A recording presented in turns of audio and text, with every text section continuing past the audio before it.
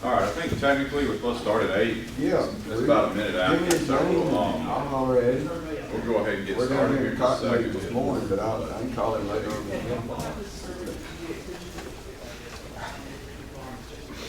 day. Okay. How are you, Wes? Good, how about you, Joe? Good. Yeah, I'll be fine. I'll be good. I'm working.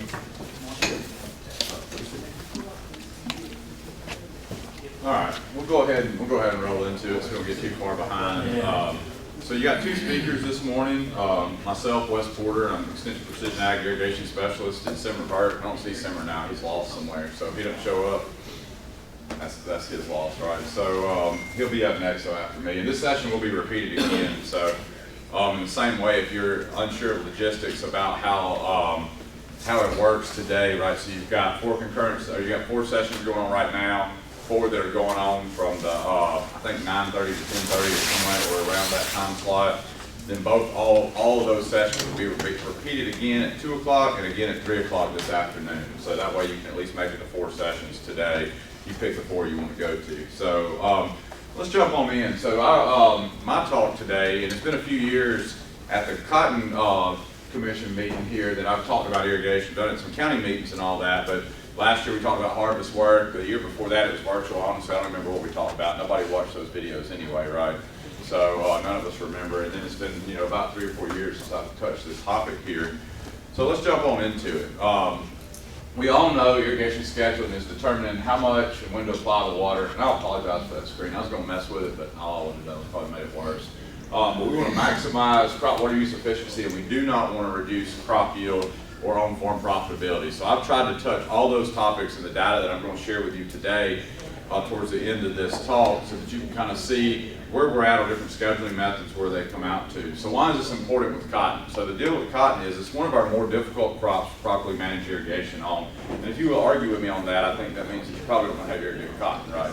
Cotton is a very hard crop to make sure we do a really good job in. And you'll see even in some of my data, I'm supposed to be the expert, I don't do as good as what I wish I could do in some years. So we shown a lot of studies in the past on positive effects on cotton growth and biomass development. Means that we can build big plants, right? But are we trying to build a big plant out there? Not necessarily. We want a good boll load on that plant. We want a lint yield at the end of the year. We don't want a good big 6-foot tall green plant. We want a plant that has a lot of bolls on it. So we've got to be really careful when we have periods of excessive rainfall, and if we're not careful to manage our irrigation and we put excessive irrigation on that, because that's what we'll do. We'll build a big plant, and we may not get the yield that we want out of it, even if we are doing a good job keeping up with our PGR regime. So cotton's also a crop that responds positively to well-timed periods of stress. And I got to be careful how I use periods of stress, but we just don't want it in an extremely wet or optimal condition the entire season. It needs some hot weather and a little bit of drier weather to grow correctly. So background, you just have many options when we look at irrigation scheduling. I'm not going to spend a ton of time on this. If y'all have seen me talk in the past, and I recognize almost every one of you in the room today, you've seen this slide. The take-home message from this is that when we start looking at irrigation scheduling across the Southeast, across the U.S., a lot of producers are answering that they use visible stress as their baseline on determining when to irrigate. We know if we're waiting until we see visible stress that we're probably behind the curve already.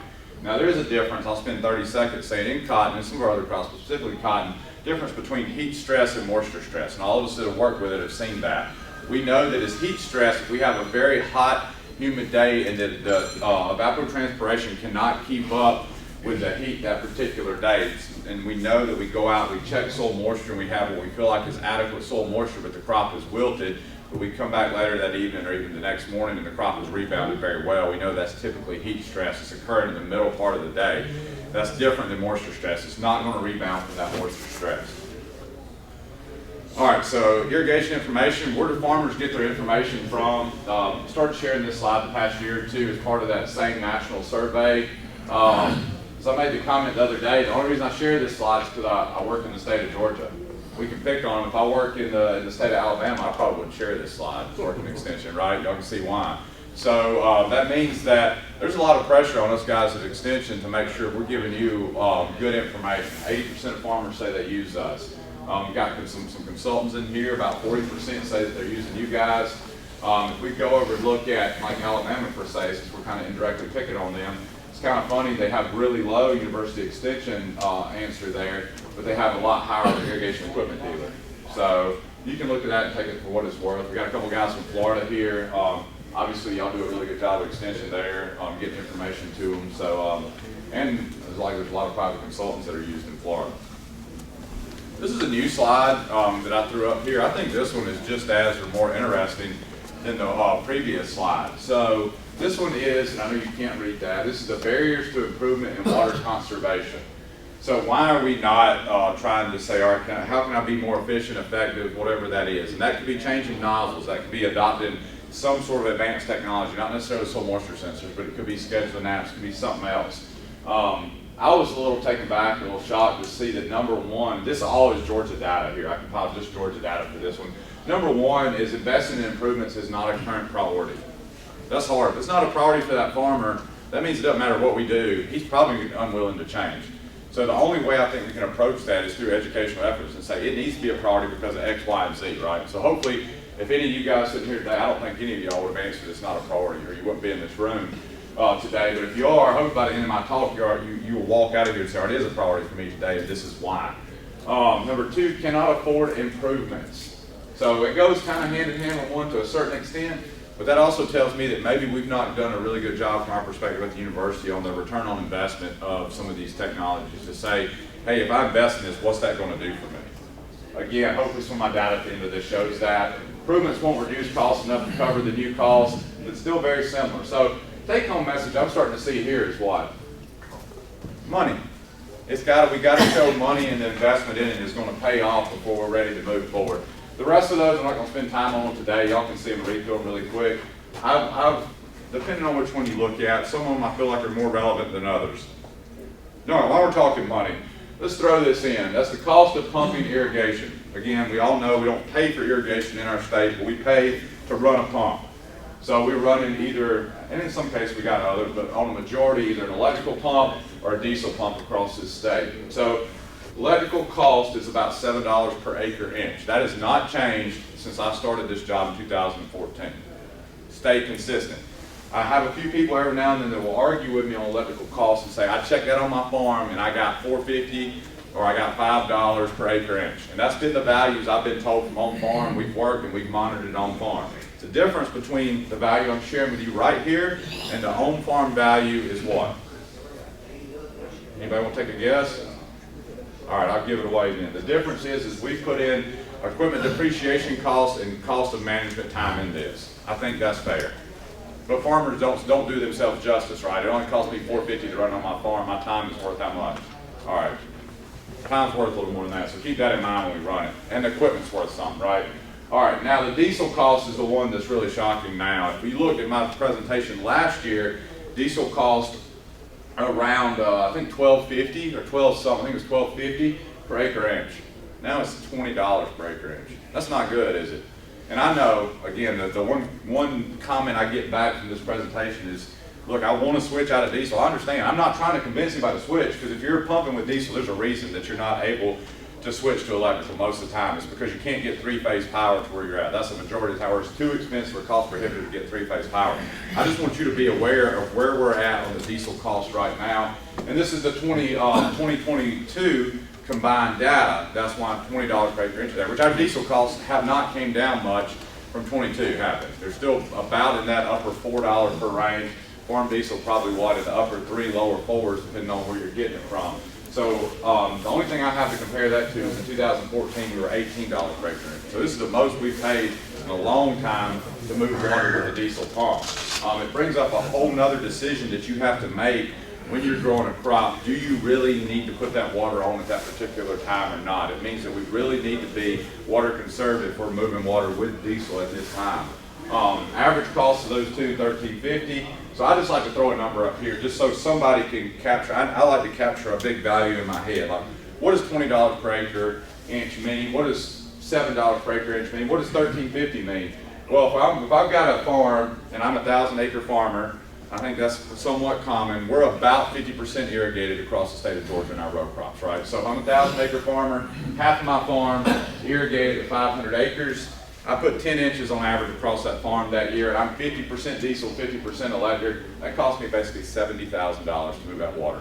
That is a lot of money that I'm investing now to irrigate that farm, and I need to make the best decision that I can when I decide to apply that to that crop. I don't want to be wasting it. I don't want to be missing events, right? If we're trying to put an investment that big. This is becoming one of our bigger investments on farm compared to some of our other inputs, and so we need to make sure we manage it just like we do our other inputs. This is the irrigation equipment budget. All you got to search is UGA enterprise budgets, and all the crop enterprise budgets are located right there. You go to the very bottom of that page. You scroll all the way down. There's 4 budgets there. There's a small pivot. I think it's like a 50 or 60 acre. There's a large pivot, and there's one for electric and one for diesel. So that's not irrigated crop budgets. Let me make sure I clarify that. That is equipment budgets. Everybody follow me that. So if you're thinking about investing in equipment or wonder what that's worth, or your investment in that, go look one of those budgets up and that'll give you a rough idea. All right, let's jump into water requirements, the nitty gritty stuff. Water use curve, y'all find this. If you get the cotton production guide, I update this every year in it. I've updated this water use curve in that. Here it is in tabular format, which is also in the cotton production guide. And I apologize, it's really cold in here this morning. I feel like my fingertips are going numb. Standing here, it's chilly. See if I grab my hand, my fingertips are going numb. But we look at this, and what I think is really critical, where we really need to think about, is once we get from about 70, give or take, days after planting until about 100, 110 days after planting. So let's think about when we plant cotton. When is that usually going to occur for you? I want to answer for this. Somebody do some math. 70 days after planting. We planted May 1st. Somebody do it real quick. July, that's exactly right. What happens in July too here? We're usually extremely hot, right? That's one of our hotter months. We are aligning this crop planting date and this peak water use curve. I'm not saying we're changing planting dates, but it is perfectly aligned to hit when we're extremely hot. And a lot of times we get really dry during July. The past few years we have not. I'm gonna share distribution data and all that good stuff with you in a few minutes. I'll never forget every year when I work with somebody new especially, or somebody has not used soil moisture sensors on cotton, so those of you who have, I think, would agree with me, we're going along and cruising. We feel like we're doing an extremely good job moving through this period with irrigation, getting some rainfall events and everything else, replenishing my shallow and my deep moisture usually, or we're not using a lot of deep moisture at that given time. And then all of a sudden, we get into July and the panic button gets hit, because what do we see? We see that deeper soil moisture sensor that is almost not moved all year start to dry out really quickly. And I say, all right, irrigate. It doesn't move. Irrigate again, it doesn't move. Irrigate again, it doesn't move. I'm doing a joint session next week at the Cotton and Rice Conference in Baton Rouge, Louisiana, with a farmer from East Georgia. He shared his presentation with me yesterday. He's been using sensors. Man, I loved it. He had a soil moisture graph up there, and he plotted. We worked together to plot his irrigation and his rainfall. And you watch when his cotton got to peak bloom in this time. That's what's also at physiologically. We're in peak bloom. You watch that deep sensor, the 16-inch sensor, just dry out. He's got bar after bar after bar after bar of irrigation event, back to back to back to back, and nothing changes here. Now his 8-inch sensor, guess what? It goes wet and it stays wet. At 16, so it's like panic. What happens? He finally got like 1.25 inches rainfall, and what it do? Immediately wet it back up. So the thing is, we don't want to get too far behind, but we also don't want to overwater that crop too early. It's a fine line when we get to this period. All right, we get to yellow. I set this up just like a stoplight, right? Okay, now we're kind of in that caution, or we're kind of in that slowdown phase. We got to make a decision in here. Are we going to put the brakes on, or are we going to stomp the gas, right? Where are we at? So we need to determine where we've been at with this particular time of season, and what we're looking at, what my soil moisture looks at, and what we need to do when we approach the red light turning on, right? How many of us run red lights all the time? In irrigation, we run red lights every year when it comes to cotton irrigation. Every year we get to the end of the season and we're looking and we're saying, I've got a bunch of bowls sitting on top of this plant. I'm standing out here, I know I've got, somebody tell me, what's our official recommendation for termination in the state? Nobody reads my production guide? Come on, that production guide's only like 150 pages. That's it. Now I've only got a little small section in there of like 8 pages or something. 10% open ball, 10%. That's usually about 2 bowls on a cotton plant. My official, if you're driving in the road and see cotton bowls open, most likely you need to consider terminating irrigation or making your final decision about terminating irrigation. I get the calls every year from across the state. I'm standing here, he's probably at 10, 15, maybe even 20% open ball. Soil moisture looks like this, what does he need to do? It is a case-by-case basis, I understand that. 2019 was the only year I was extremely comfortable saying, hey, keep irrigating. Why? What happened in 19? How many of y'all remember? Very dry. Very dry, very hot. Temperatures, I remember driving home every day and temperatures being around 100 degrees and humidity being around what, 30%? Man, we were farming like it was in Texas at that time of year. We could put water in that fiber and it'd be gone by that afternoon, right? It didn't matter then. But what does our normal fall look like? Walk outside and your car's coated in humidity. You walk outside and you choke because the humidity hits you real quick and you're like, oh my gosh, you're sweating. Everything's hot. You walk through the cotton field and you're drenched wet. If you don't have on rain pants, you've got to go home and change after 9 o'clock in the morning, right? So we're looking at that time period and we're sitting there and those bowls are wet all the time. What does that cause? Bowl rot. And we have bad issues with that in Georgia all the time. So here's where we've done this study in 2005. This study was repeated by Jared Whitaker in 2019. And if you've never bought, don't take this lightly. You're like, all right, he's got some bowl values up there, whatever it is. If you've never box mapped cotton plants, then you don't understand how much work went into this.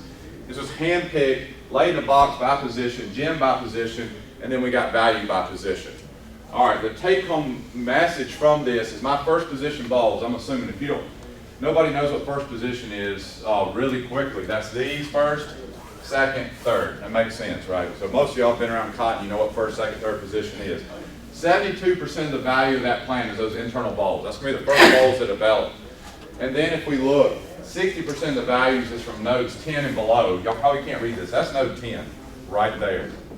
I like to say the bottom third of that plant. That's where most of my value is. Now this past year, what happened? I know what happened in my studies. I lost the bottom third of my plant with bowl rot. So then I've got to make a decision moving in. How do I manage the rest of this crop up here? Do I not? Where's it at? So we really got to think towards the end of that season. We don't want to make bowl rot worse. We don't want to lose a lot of that yield.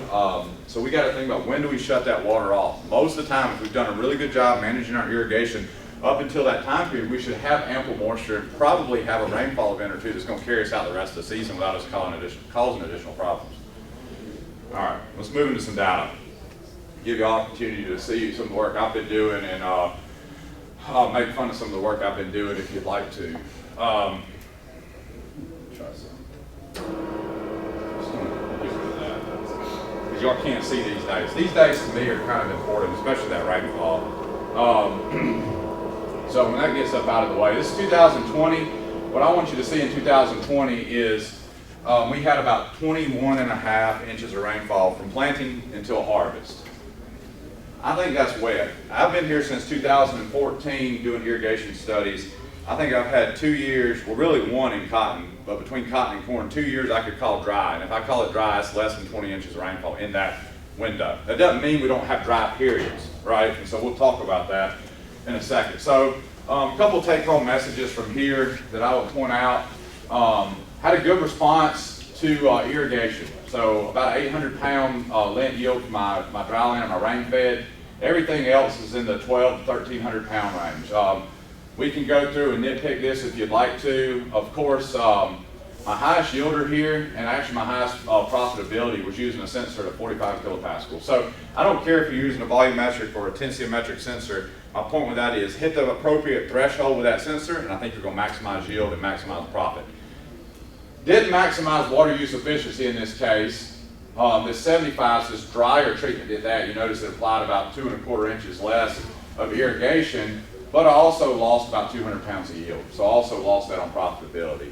Now this is, I like to say, this is engineering profitability. It's not the magic math that economists do. So I don't have all that cool stuff in. I'm literally what the dumb me engineer can follow. How much lint yield did I make? How much did it cost me to irrigate, and what was the average cotton price for that year? That's how I did that, right? Just straightforward. So no other input cost, anything else in here. I just wanted you to see baseline where that's at. I think that's pretty simplistic to look at it that way. So the other thing I want to point out here, if you want to look at it, here's the checkbook. This is why we put it out there as a guide, but please don't follow it all the way. It applied 11 inches of irrigation, had a 1,200 pound yield, so we didn't lose much yield. Water use efficiency of 100 pounds per inch that we applied, and then a profitability of about $870 per acre. for electric. So you see we've lost about $120 because we over irrigated, right? Didn't lose yield, but we just spent a lot more money on irrigation. That was 2020. Here's the distribution in 2020. I think this is somewhat of an average season. You notice these two events are the standard at that site. This is a emergence application to ensure we get the crop up. This is a herbicide activation. Rest of the season, you can see where we're at. We irrigated mainly in the middle part of the season. When is that? We talked about that earlier. Y'all see those dates? Middle of July, right? Irrigated mainly in the middle of July. Then it got wet later in the season. It depended on method. We didn't irrigate much after, well, really here after the end of July. We moved out of peak water use. We didn't need it. We got enough rainfall. We said, all right, we don't need any more irrigation after this point. So the other thing I point out, like you look at a sensor here, pretty conservative. 1, 2, 3, 4, and 5, 6 events the entire season that we applied. So, and if you notice, this one is a little bit wider than this sharp peak. That means it was back-to-back events. That was the panic button being hit, right? We can't refill that deep. So we're like, man, we've irrigated back-to-back that day. I know that's not always possible on farm, right? We can talk about that. How do we manage that? If you got scenarios, you can. If you can bounce back, you know, do a windshield wiper, that's great. If you got a large pivot, we need to talk about how to manage that. 21, 30 inches of rainfall during 21. What does that do to me? That baseline my yields, man. Look at this. There's 0 difference in my yields. You get that back and I'm like, do we fabricate that data? Sitting there like, we couldn't have done anything to really separate those. Those are all within 20 or 30 pounds of each other across the board. So where do I learn from a year like this? Here's where I learned from a year like this. Forget the yields for a minute. Let's look at when we applied those irrigation and how much we did. And just because some of these methods are the same amount, that does not necessarily mean they applied on the same day. And obviously they didn't have the same effect on water use efficiency or profitability, right? So again, here's a sensor. In this case, come out on top. Man, I can't sell the sensor enough to say, even when sensor costs, we're going to pay for that, right? I'm showing you that. Even in a wet year, 2 inches, 2.5 inches of irrigation applied, man. So this is a year that I love to share. And I think if we shared it in the wrong group, we might get rocks or bullets or who knows, or chairs thrown at you, I don't know. And this year, you could have told a producer, guess what, I just spent a whole time telling you we need to irrigate here in July, didn't I? That's where it's most critical. That is June the 1st, right there. We did not irrigate after June the 1st in 2020. Excuse me, 2021. So that's crazy to say. I was not going to turn my pivot on after this date, isn't it? That's what was best in that year, though. That's because if you look at my rainfall distribution across through here, man, it was well timed and it was good the rest of the season, wasn't it? Nothing that we needed to do. And we go back and look at that yield data, there's obviously nothing that we needed to do, right? Because there was no difference in yield from that. We put on the events we needed early season and we walked away. It's hard to have that confidence in some sort of method to do that. There's years that we need to be able to do that with and walk away. All right, this past season, kind of amazing. We're back to 21.3 inches of rainfall again. This is the season that makes you pull your hair out, make you get mad, and make you say, all right, what did I do wrong? Dry land yield, 1,430 pounds per acre. Look at the rest of my yields. Yeah, there you go. Y'all get to make fun of me now. I messed up. Expert messed up. He did something wrong. Did I do something wrong? Did I miss a target? I don't know. I struggle in years like this. Years like this make people question me, why do we even irrigate cotton? Well, we know why, right? We need those well-timed irrigation events at the right time. But man, it's so frustrating to see this. And if you're an honest farmer, you'll tell me you've seen this on your farm, right? How many of y'all farm have you seen this on your farm? Yeah, I see some heads slowly nodding. Yeah. Nobody wants to be like, I do. They don't want to be made fun of, but it happens a lot in years like this. We get rainfall that is distributed just right, and either we made a bad decision or that rainfall was just enough more effective than our irrigation that it made up for any wrong stress or anything going on in that year. The other thing we quantified this year, don't put a lot of stock in this, so don't be like, oh, he's got it figured out yet. But we did bowl rot ratings on our plots this year across the board in the state of Georgia. And in my opinion, if we're looking at bowl rot, irrigation studies is probably the first place we really need to focus. 13%, and I don't take it, when I do ratings like this, I don't take a plot plan out there with me. I don't want to know what I'm rating because I'll bias it in my mind, right? We know that we're collecting data. 13% bowl rot in the rain-fed treatment. Look at the rest of mine, averaging about 20%. So just by putting irrigation on that sometime, I've added about a 5% boll rot instance to that crop. That could be part, I'm not saying, again, I think I barely scratched the surface or barely started pulling a Band-Aid off. Dave, you want to say something? All right, but your planting date, We were early. 2 weeks early, so now you go rot everything when all the rain comes. Yeah, maybe we should have waited. We Almost like the peanut guys, you planted too early. We jumped the gun because what happened, right? It got warm, it got It got nice warm. weather, we said, oh, let's do it, let's do But it. don't your planting date, I mean, because if you Could go be. back and look, when all your rain comes, I mean, you can get killed, you can be dry up till you get, and then you get rot, but your planting date got you, I think. You're probably exactly right. Look, the nice thing was, is since we planted a little bit earlier, I moved my flower earlier, probably somewhere in here instead of in July, this is June, somewhere in here. Guess what? We got a lot of rain right in the end, didn't need the irrigation, and then look right here at the end of the season. What happened? It's exactly what you're saying. Well, we might have been in a better scenario if we'd have waited 2 weeks. BJ in here, we get a pick on him. Camilla, we decided, I've worked at that site since 2014. We planted on average May the 10th every year except last year. This is the first year we planted 2 weeks early. And I think the conditions last year just pushed us to feel comfortable to be able to do that, to look at what it may have done to us. So, either way, I think we need to dig a little deeper into that boll rot. This year is kind of funny, right? It's kind of sporadic. But I know that I messed up on dryland. We know that it could have been boll rot. We know it could have been something else. But I want to show you that, all right, again, these were standard. We moved into the season. We needed some irrigation right here in late June. It got dry. It was warm. We needed just a little bit. Obviously, we needed an event right here. And what happens when you get really dry and you're like, man, I won't put that event on. I'm waiting. Where's that rainfall? They've been telling me every day I irrigate, and then it comes behind you and does what? Rains almost 2 inches like that same day. That happens. But you finally get tired of gambling. But that's what happened here. But I want you to look at just some of the methods and see how, yeah, sometimes they got to be sporadic, right? You've got to figure out when it's critical to put that on, independent of what Jay's saying. We had well-timed irrigation. I mean, rainfall right here, we didn't here, so we didn't need it here, but we needed to make that decision. So that's it for me. December showed up, so we can turn it over to him. But while he's loading his presentation, do we have any questions for me?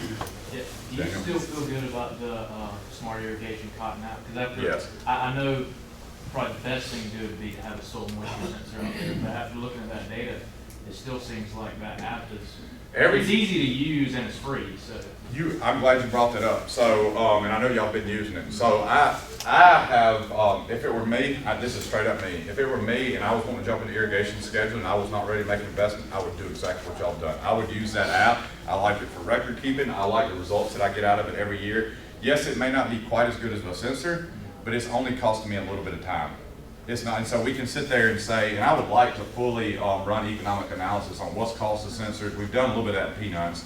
Hopefully we can get that done in cotton soon, but say what's the cost of sensor, what's the cost of app, what's the management time cost, and where's the trade-off? And honestly, I think even though you might not see the yield maximization, and I gotta be careful how to use that, because really not a lot of difference, right? In it, it's probably not statistically different between the app and the sensors, what will be most beneficial, and I would go with the app most of the time. do you feel like it gets behind occasionally? We may be jumping the gun, but it seems like past couple of years we've had to have an irrigation event but not record it to kind of let that it kind of sets it. So yeah, so what starts happening there is it's just a model, right? And so it tries its best in a model to follow what the plant physiology is doing. And so even though it's downloading daily weather data and we're saying, all right, this is what the plant should be doing, it can deviate. But y'all are doing the right thing and saying, all right, I know, and it's the same way we use the checkbook. I know my crop is off by a little bit, either physiologically, or I feel like I'm using water a little faster than this is recommended, and I'm making a decision on top of that to make a management change. And that's what we have to do sometimes. I think that's the exact thing we're gonna do. We've seen that though. We've seen when it's been a lot hotter, push that cotton a lot faster than the app to keep up with, or vice versa. If it's a little bit cooler, cloudier year, it keeps predicting it's moving faster and we're actually behind. It can happen on the flip side of that. But you're doing the exact right thing and monitoring that crop and knowing where we're supposed to be and trying to correct for that. Yeah. Let me ask you one question. No, sir. Are you better off if you're not gonna be able to get around, like if you want to double water, are you better off to go ahead and put it like 1.5 inches than you are 7/10 and come back to 7/10? I would prefer you do a 7/10, 7/10 Because what happens a lot of times, if we do an inch and a half or an inch and 3/4, anything over, an inch and a quarter, a lot of times anything over an inch, even in our sandier soils, we're going to see runoff occur very rapidly. And it actually goes beyond the infiltration rate of the soil. The intensity of water that's applied with a pivot is a lot higher than we realize. And so we're a lot better sticking around a 3/4 inch and doing a back-to-back than we are doing a really large event. We'll see better infiltration, better water movement, better movement down to those deep sensors if we can do a back-to-back off of that, if you have that capability. Especially the size of the pivot too. That's right. I would rather see a pivot, maybe somebody would disagree with me, I'd rather see a pivot running 24/7 at like a half to 3/4 of an inch than to slow it down in 1 week and put an inch and a half on and walk away from it. If that makes sense. A large pivot. I want to back that application rate down and try to alter it. Even on sandy soil? Yes. It's still going, you still will see some runoff if you go much over an inch in your sandy soils. You're going to lose that water. What you want to do is put out that base amount, let it give a wetting front in there, and then come back behind it and let it push that water on down to your rooting zone. If we go too fast in a lot of our soils, what we're going to see is we're going to get that wetting front, we're going to pull, it's not going to have time to fully infiltrate to that deep zone, and we're going to start losing on top with that pivot. I think y'all even see that in North Florida in the real deep sands too. You feel the same way, I think that. Yes. I do. That's a really good question. You need this? I don't know. You don't want to listen to me sitting back in the back of the room? Record that for your presentation. I'm glad you said that. Wes, has there been any work done about comparing the tensiometer, since like kilowatts to a volumetric probe where you can say like 45 kilowatts? What's it equate to? Equal to say 30% moisture or whatever. That's basically what Irrigator Pro does for you. But what I would say is let's not try to compare those directly. We can look at and that's fine. I think we can look at your response on your probes and determine where that optimal threshold by soil type needs to be. I don't have what I would be able to tell you. I've done a lot of work with soil retention. I can tell you kind of across soil type, it's about 40 to 50. Peanuts and cotton, corn's about 30. Volumetric water content, man, I've installed those probes in the same field, and each one was 2 or 3% different. I would rather look at the curves and be reactive with volumetric water content. They're a little more accurate and not as coarse as that soil retention, so I like to look at what my data is doing and make a decision from that data and then draw my lines on that. And we can talk about that if you got some data you can share with me sometime. Another good question. All right, I'll be back here when we get done if you want to catch me after. Thank y'all. Thank you, Wes. My name is Virk. I'm Extension Precision Ag Specialist there at UGA. I've been in the position for almost 3 years here. Last couple of years, been focusing a lot on basic precision ag technology, planter, sprayer, and a lot of other things. But so if you have any questions regarding that, find me later. What I'm gonna present today is a little bit different on the stuff we're doing based on some of the questions from the growers, or also what we're looking in the precision ag side. One out of those two things I'm going to talk, one you're already doing on your farm, and the other one is that I want to start thinking about, especially as it relates to cotton, right? So when you look at our fertilization recommendations for cotton from UGA, if you pick up the cotton production guide, say we've got to have that soil pH between that range and P and K, and then the nitrogen rate and timing. And what we recommend from the precision ag perspective is that you've got to do some sort of precision sampling to do variable rate fertilizer applications, right? And one of the cautions that has been always, since I started, has been on some of this precision ag sampling strategies. So we're working a little bit on that. Now, if you haven't been doing any variable rate application, let me just show a couple scenarios here we did. If you're not doing any precision sampling, like let's say grid sampling as an example, the reason we suggest that because if you're just doing a composite or taking few samples out of the field, that fails to identify the whole variability, right? Now we know there's a lot more samples here, but when you look at the economics, this is just an example of lime in this field, right? We're about almost applying half the lime this way in this field, and then also about saving $9 to an acre, just variable rate lime. And I just learned last night, we were here, that the lime's not the same price when I created this slide 2 years ago. It's almost like $60 right now in some parts of the state, right? So that number will be way higher when we do the math based on today's pricing, right? Same situation, especially in cotton, for even the potassium, right? Because that's one of our other main nutrients. you do the same thing where you're doing one uniform application versus this is what your actual variability in the field is. We start doing that where usually you'll have to have a split application because you do one, blended uniform rate and then you come back and do that. We're still coming off cheaper that way, where you're saving money, and in this case it's almost $25 to the acre, right? And that will vary based on how much variability we have in the field, right? Field by field. But that variable rate application always pays off, or if not, comes on the cheaper side of when we're doing single straight rate applications, right? So that's just to highlight, if you're not doing variable rate, consider that. But like I said, one of the questions that always been there since the day I started or even before that was, we use a lot of different soil sampling grids across the state. There are people doing soil sampling on 1 acre grid. There are people doing soil sampling on 10 acre grids, and this is more from either consultants or if they're doing themselves, or a lot of time it's also from the grower. And one reason, if you really want to think about it, is the reason we or the growers or us try to trend more towards the larger grid sizes. When we do the math on, and I counted for a little bit that if someone's doing a little bit high density, I call it 1 acre, 2.5, they're going to charge a little bit more versus, some of these. But this labor cost pretty much is so many dollars per acre, anywhere from 4 to 6, right? Let's say that. But the biggest cost here is the number of samples, right? And that's where, when a grower's making a decision about, hey, I want you to go and start pulling on 5 or 10, is because we're trying to kind of cut back on the number of samples and save money there, because that's a lot of money on each farm, right? How many of y'all are doing grid sampling on your farm here? Okay, what grid size? 2.5? 5? All right, so I'll show some results here, what we're finding out. But that's the main reason, right, that we're doing it to kind of save that. So one of the things we did last year, this is the project funded by the Georgia Cotton Commission, is looking at different precision soil sampling strategies. And the first year I kind of picked up is, let's just compare the grid sizes, right? So we have almost about, I saw my grad students in Matt Tucker, he's the one working on this project. We had almost 9 different fields across the state, different counties, multiple, anywhere from 25 acre field to a 90 acre field, right? And then we did soil sampling on each field on all 5 different ways, right?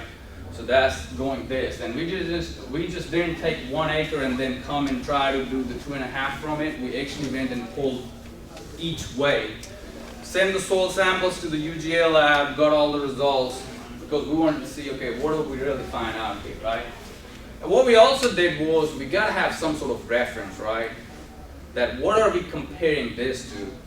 So then we took all that data to combine it to what we want to call is, this is almost 2 to 3 or more samples per acre, a very high density, which we know that this is pretty close to what the actual variability in the field is, right? So we know we have a reference here to compare to, and this is impractical and not economically feasible to do for any grower, right? Because you're not going to go and pull a 1/4 acre grid sampling or anything. This is just to serve as a reference layer for us to compare the data to. Now what do you guys, so that's the pH legend, that will stay the same for the rest of the graphs here.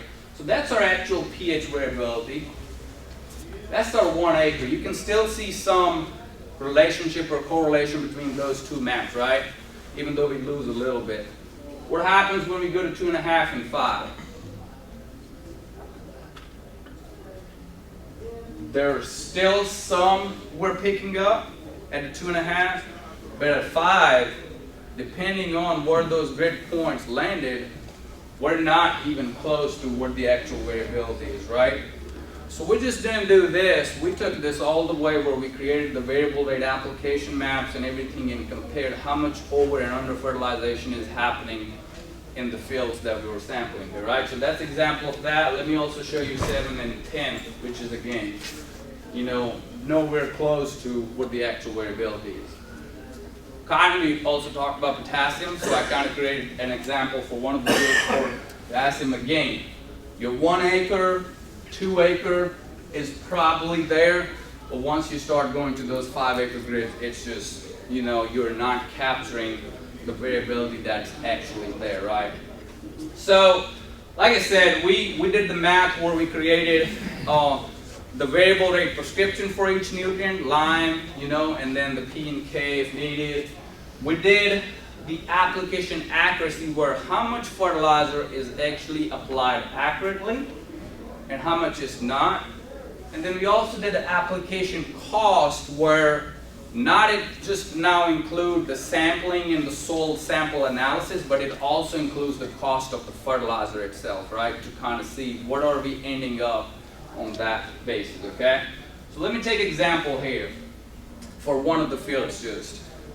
So if you look at lime only, you see we're 89% accurate, 85, 1, 2.5. When we go to 5, we're about 75, and that's the total cost, including again the cost of the lime, what we use from the cotton production budget, right?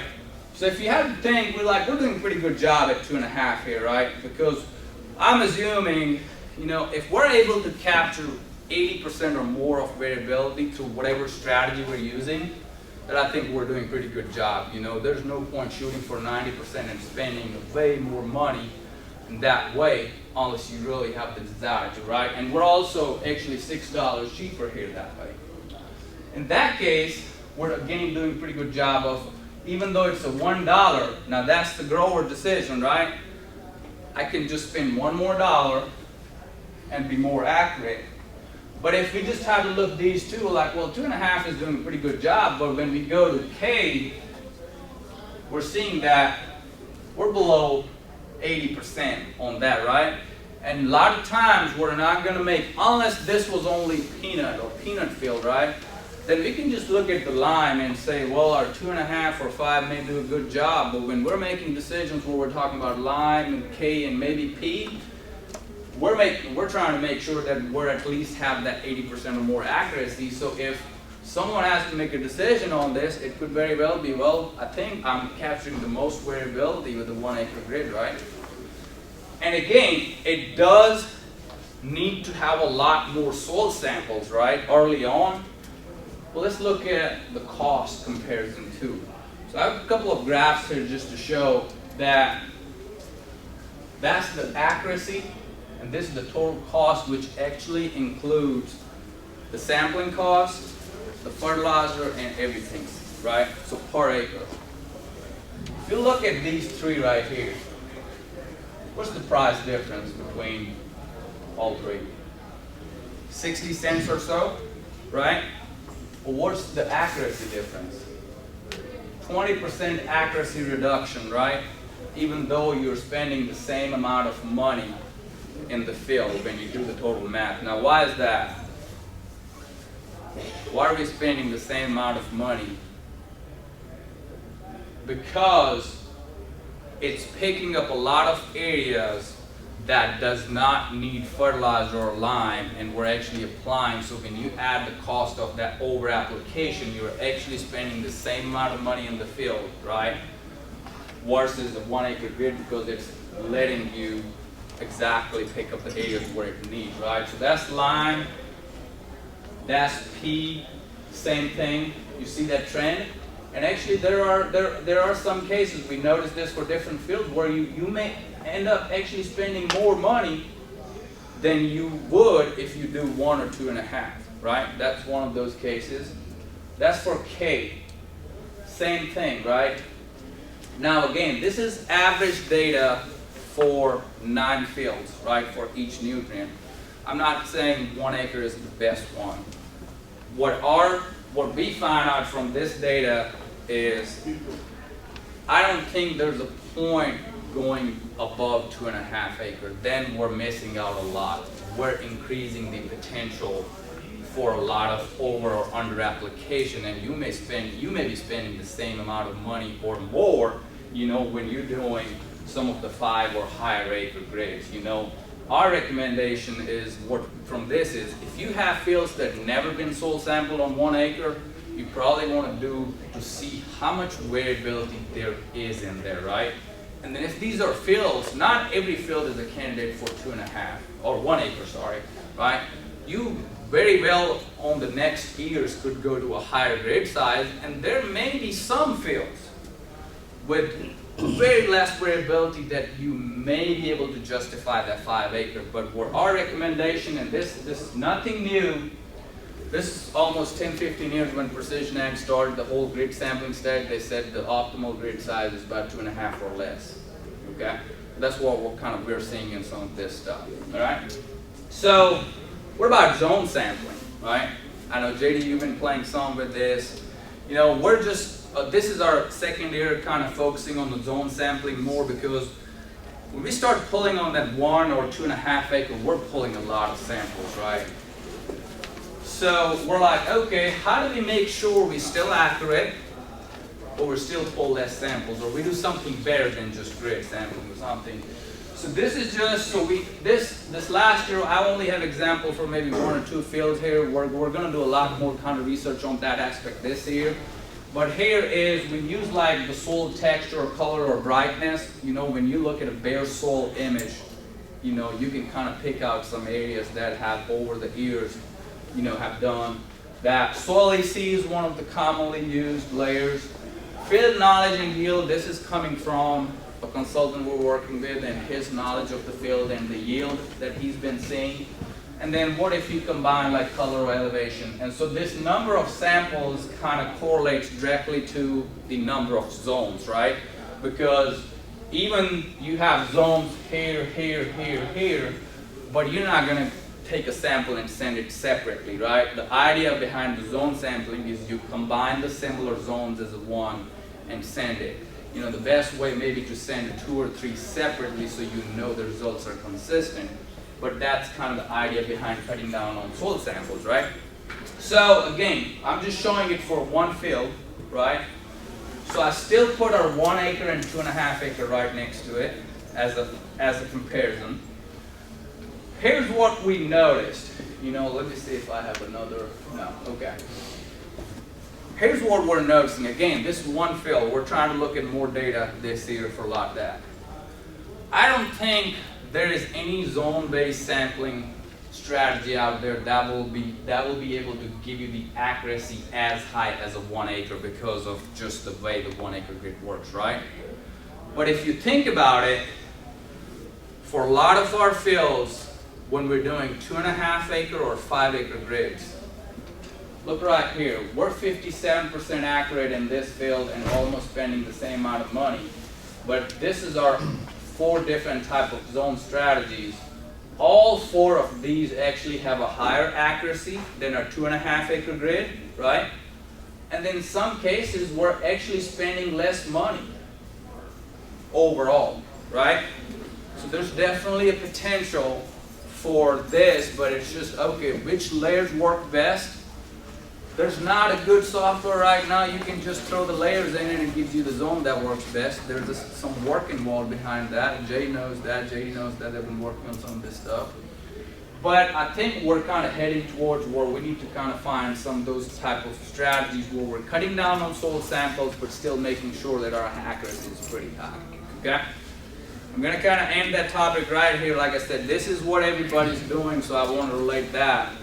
The second thing we kind of been working on is in cotton is, you know, we have these fields all across the state where you see some of those light areas, dark areas with a heavy textured soil and all that. And if you know what I'm talking about when it comes to looking at cotton, that's what the cotton looks in some of those areas, right? When you go in the season to do stand counts and stuff. So what we've been kind of working on is, and this is not just the soil image, you know, or the bare soil that kind of looks like that. It translates in the season to the crop health or crop imagery, and even the yield. If you just ignore these strips here, but look at some of this area, you can see even the less yield or lower yields in some of those areas, right?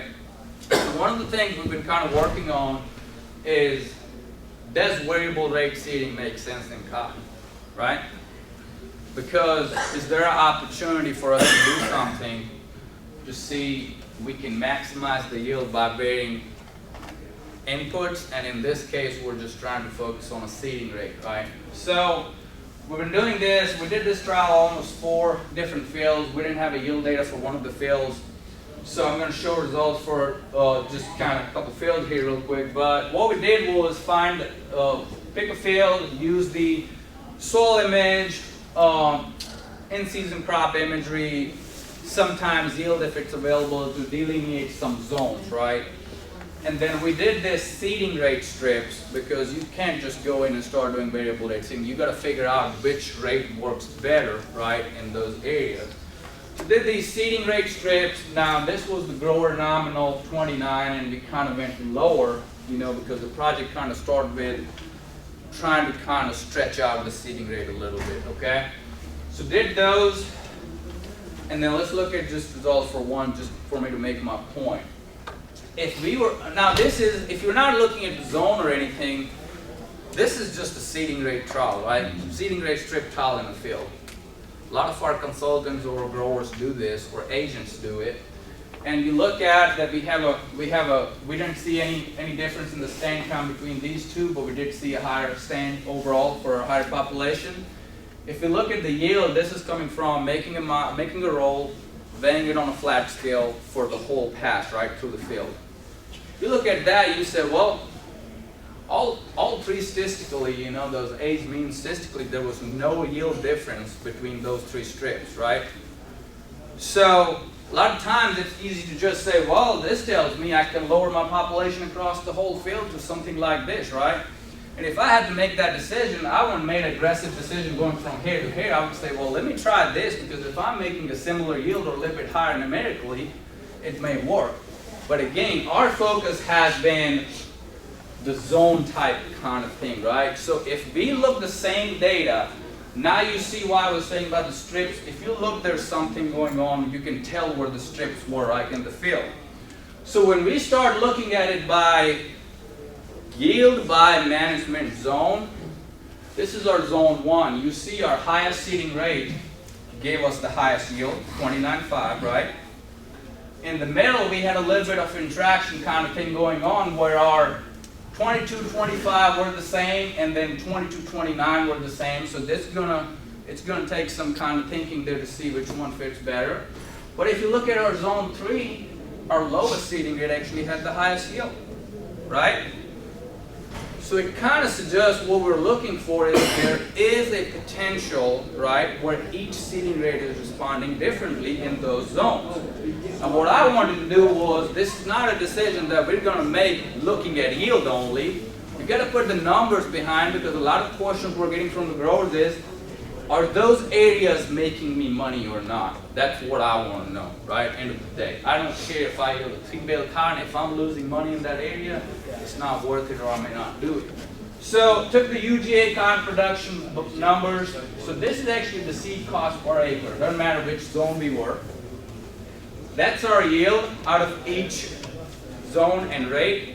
And then I use the same UGA budgets to kind of put what is our gross revenue out of those. And if we subtract the seed cost from the gross, we get our net revenue. This is assuming that everything else across the field, right, was pretty much uniformly managed. If you start looking at zone 1, what makes the most money?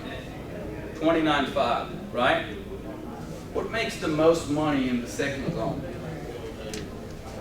25.5, $940. And what makes the most money in this is the lowest seeding rates is bringing the most money to the grower, right?